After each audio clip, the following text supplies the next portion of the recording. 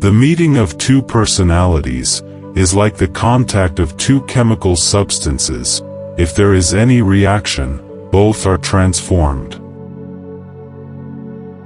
Everything that irritates us about others can lead us to an understanding of ourselves. Your visions will become clear only when you can look into your own heart. Who looks outside, dreams. Who looks inside, awakes. Until you make the unconscious conscious, it will direct your life and you will call it fate. I am not what happened to me, I am what I choose to become. You are what you do, not what you say you'll do. Loneliness does not come from having no people about one, but from being unable to communicate the things that seem important to oneself, or from holding certain views, which others find inadmissible. Knowing your own darkness is the best method for dealing with the darknesses of other people. The pendulum of the mind oscillates between sense and nonsense, not between right and wrong. Every form of addiction is bad, no matter whether the narcotic be alcohol, morphine, or idealism. The privilege of a lifetime is to become who you truly are. As a child I felt myself to be alone, and I am still, because I know things and must hint at things, which others apparently know nothing of, and for the most part do not want to know. People will do anything, no matter how absurd, to avoid facing their own souls. The most terrifying thing is to accept oneself completely. There's no coming to consciousness without pain. One does not become enlightened by imagining figures of light, but by making the darkness conscious. Show me a sane man, and I will cure him for you. People will do anything, no matter how absurd, in order to avoid facing their own souls. No tree, it is said, can grow to heaven unless its roots reach down to hell. In all chaos there is a cosmos, in all disorder a secret order. Mistakes are, after all, the foundations of truth, and if a man does not know what a thing is, it is at least an increase in knowledge, if he knows what it is not. As far as we can discern, the sole purpose of human existence is to kindle a light of meaning in the darkness of mere being. Thinking is difficult, that's why most people judge. Whatever is rejected from the self appears in the world as an event. We cannot change anything unless we accept it. Where wisdom reigns, there is no conflict between thinking and feeling. How can I be substantial if I do not cast a shadow? I must have a dark side also, if I am to be whole. The greatest tragedy of the family is the unlived lives of the parents. Where love rules, there is no will to power, and where power predominates, love is lacking.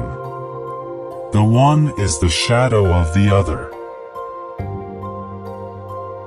The shoe that fits one person pinches another. There is no recipe for living that suits all cases. Through pride we are ever deceiving ourselves. But deep down below the surface of the average conscience a still, small voice says to us, something is out of tune. There are as many nights as days, and the one is just as long as the other in the year's course. Even a happy life cannot be without a measure of darkness, and the word happy would lose its meaning if it were not balanced by sadness. The creation of something new is not accomplished by the intellect, but by the play instinct acting from inner necessity. The creative mind plays with the objects it loves. The best political, social, and spiritual work we can do is to withdraw the projection of our shadow onto others. To find out what is truly individual in ourselves, profound reflection is needed, and suddenly we realize how uncommonly difficult the discovery of individuality is. The first half of life is devoted to forming a healthy ego. The second half is going inward and letting go of it.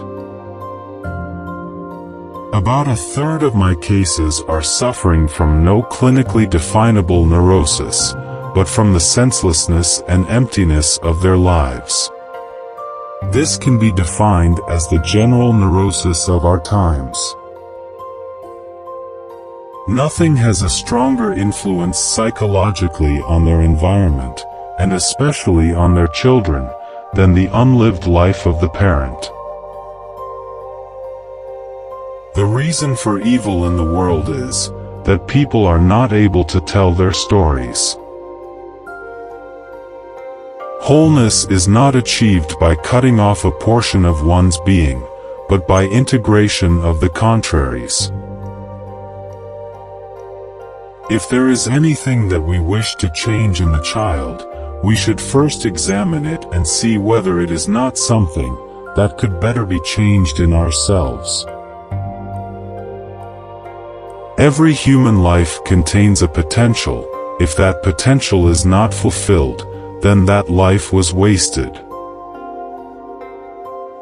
It is often tragic to see how blatantly a man bungles his own life, and the lives of others, yet remains totally incapable of seeing how much the whole tragedy originates in himself, and how he continually feeds it and keeps it going. Sensation tell us a thing is. Thinking tell us what it is this thing is. Feeling tells us what this thing is to us. We should not pretend to understand the world only by the intellect. We apprehend it just as much by feeling. Therefore, the judgment of the intellect is, at best, only the half of truth, and must, if it be honest, also come to an understanding of its inadequacy. Even a happy life cannot be without a measure of darkness, and the word happy would lose its meaning if it were not balanced by sadness.